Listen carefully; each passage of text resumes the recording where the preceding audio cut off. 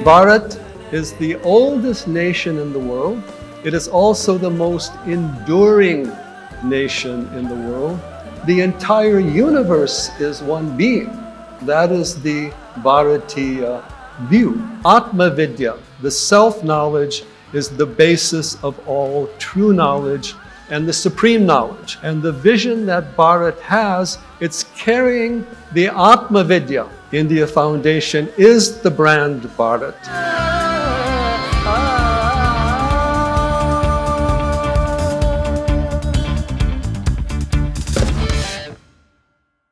I first want to thank Ram Madhav for inviting me.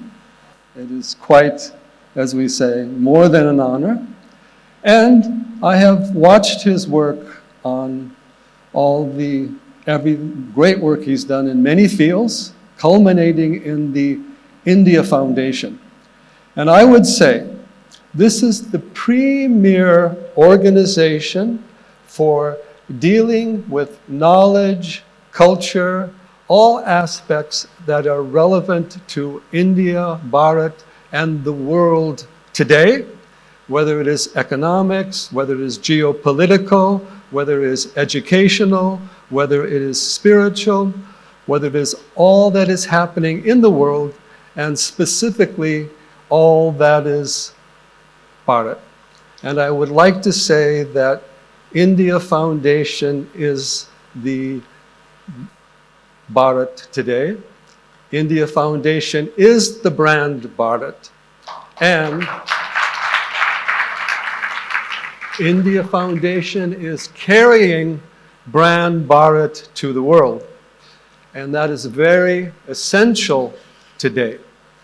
Bharat, as we say, is a civilization, a culture, a land, a nation, but it is also a cosmic reality, we would also say.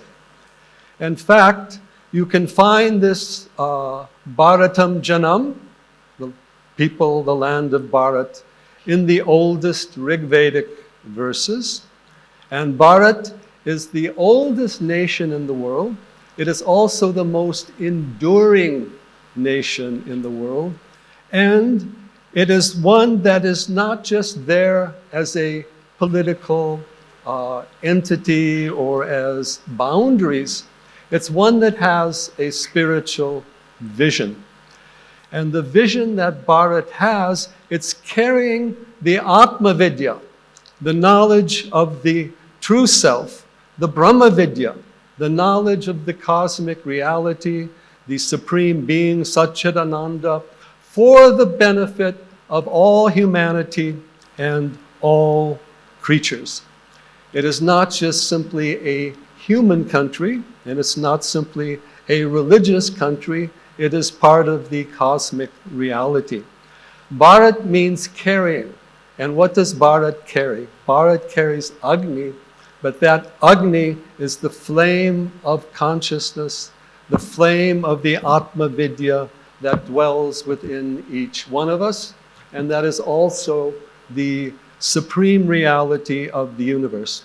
Now, Bharat has always been a knowledge-based civilization, dharmic civilization, and it has recognized knowledge on all of its levels.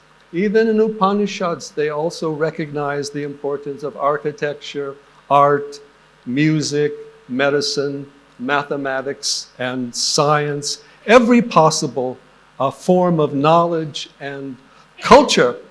But they say that the Atma Vidya, the self-knowledge, is the basis of all true knowledge and the supreme knowledge. They say there's two types of knowledge. There is the lower knowledge by which name, form, and number is known. Then there is the higher knowledge by which the eternal, the infinite, the self, the immeasurable is known. And both forms of knowledge have been honored in Bharat, but it gives the higher place to that Atma Vidya. And Bharat is extremely important today because of the crisis going on in the world. Right now, the world is lacking in leadership. To a great extent, the world is lacking in diplomacy. We can certainly see that. Technology is growing, but technology, Yogananda wrote in a book some time ago, he said that the problem with the scientific age is that science is a two-edged sword, and it can be easily weaponized. And so, the very things that are helping us can also threaten us. And unless we have that Atma Vidya, or sense of the divine within all nature, all universe, and within each one of us, then we tend to get caught in the human ego. And what happens today now is that a small group of people can be given tremendous amount of power because of a very powerful technology. But really that technology should be used for the benefit of all. And we have to remember that the outer knowledge makes the outer world better, but unless we make our inner consciousness better, then the outer factors can limit us and bring us into conflict, difficulty, and also duality. Now, the Bharat, as a knowledge-based civilization, also is very much concerned with education, and this is a very important thing for us to understand. Education is not just the information that we are giving to the children, but are we teaching them how to learn? Are we teaching them how to learn for themselves, and how to know themselves, and how to connect to nature, all of life, and respect it? All life is sacred. Now, there is a lot of benefits with the technology. The technology has to go forward. And it's very interesting to note that today, India is the country that has the largest amount of high-tech scientists, specialists. We see them in Silicon Valley, in the United States. And yet, it remains the country that holds the Atma Vidya, the eternal transcendent knowledge, knowledge of the true self, the infinite, or also what we call the science of consciousness. You know, it's one thing to know outer things, very important, but if you don't have a science of consciousness, you do not know the essence of reality. It's very interesting. We go back to the Upanishads, which explain all the different forms of knowledge. And they make some fundamental questions. By what can the knower be known? Many of us practice yoga. You know, yoga is a great teaching, but yoga begins with, we need to, they say, chitta vritti nirodha. You need to calm, silence, and empty the mind so that you have the perception, or you go back to the state of the seer, the purusha, the drashta, the seeing, the knower. So they're asking questions. In fact, every question is asked, and the most important question is always, who am I? And for most of us, of course, we identify ourselves by the body, by the mind, by what we own, by where we live, by some name or form. But in the knowledge system of Bharat, we do that inquiry into the Atma, or the true self. Who are we? Who am I? What in me is able to transcend death? What is aware, even in the state of deep sleep? What transcends within us time, space, name, form, and number? In that regard, your consciousness is always there. But we look without, to the outside, and we forget the consciousness and the being that we are, and we get caught in the outer differences, which eventually end up in conflict and struggle. So Bharat is carrying that great Atmic knowledge, self-knowledge for humanity. The Greeks also asked the question, who am I? But they didn't quite understand the Atma. They were still caught, we might say, in simply the intellect.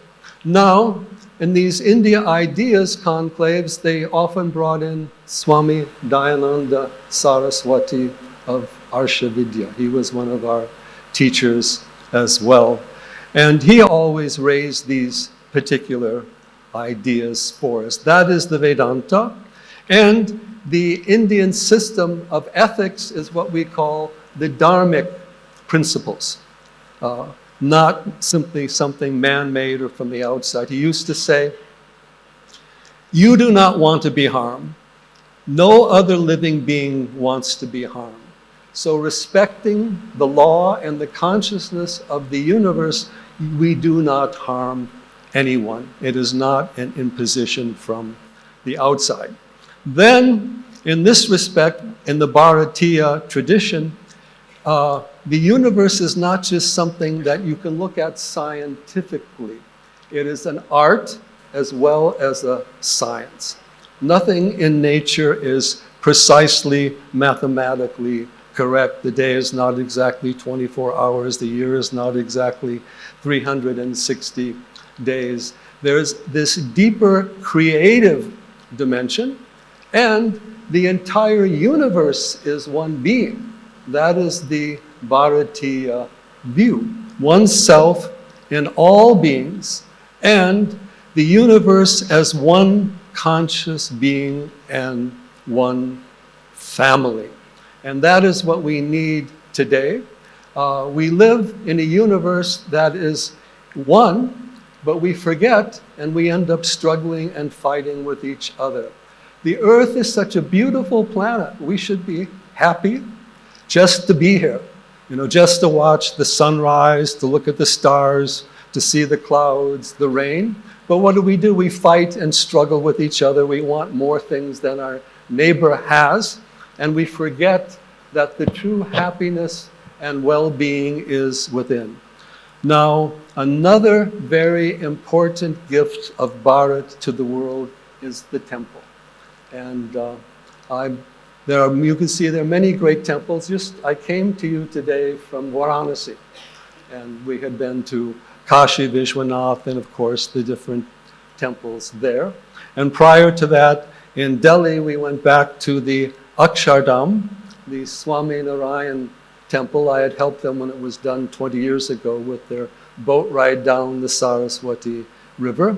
They recently have also built a temple in Abu Dhabi, and the royal family of Abu Dhabi attended all the rituals and participated in all the events going on. And they have just also completed a temple in the United States in New Jersey that's over 200 feet high, all hand-carved with the most exquisite sculpture in the high-quality stone, mainly marble, but other factors brought together as well. And in the Vedic view, the Bharat view, the universe creation arises from Ananda. It arises from what people translate as bliss, love, creativity. It's not something that is based upon negativity. That Ananda is also our true nature. So Bharat should be understood relative to the Vedanta, oneself in all beings, but also understand that there is a divine presence in every form, object, creature that reflects the universe as a whole. We're not worshiping one deity as opposed to another. We're recognized that the sacred divine presence is in all and should be shared with all. And also, you see, in the Bharatiya tradition, you have the most festivals. Navaratri, 9 days. Diwali goes on for some days and so forth, so that that whole nature of life should be worship, honoring, respecting, and honoring being part of the oneness. So I'm very happy to be at this important event. Please support the India Foundation, but also follow the India Foundation. And let us take this message of Bharat to the world, because Bharat is also all humanity. We are all part of that same self and being, and let us honor that socially, economically, politically. All the other problems will go away. Hari Om.